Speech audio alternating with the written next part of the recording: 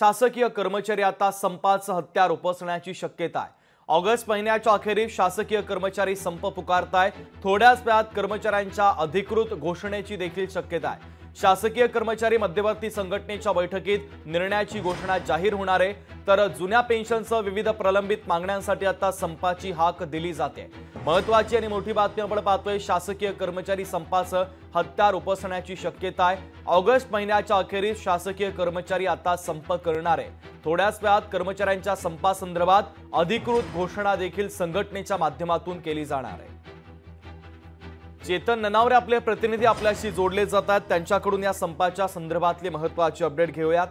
चेतन, शासकीय कर्मचाऱ्यांच्या मागण्या सरकारने पूर्ण केल्या नाही आणि त्यामुळे आता शासकीय कर्मचारी आक्रमक झाले। संपाची हाक त्यांनी दिलेली, अधिकची अपडेट काय? निश्चितच शुभम, एकंदरीत ज्या जुन्या पेन्शनच्या मागणीवरती एकंदरीत मुख्यमंत्र्यांनी निर्णय घेतलेला होता, मात्र त्यात काही त्रुटी आहेत त्या दूर करायच्या आहेत।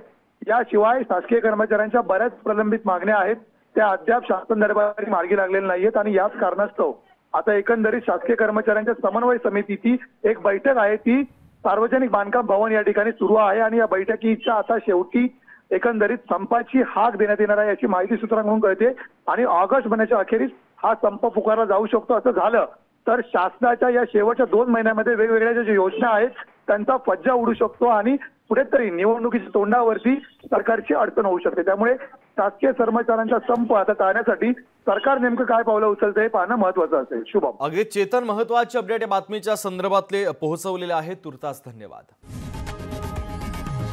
लोकशाही मराठी ऐका, पहा, जागरूक रहा।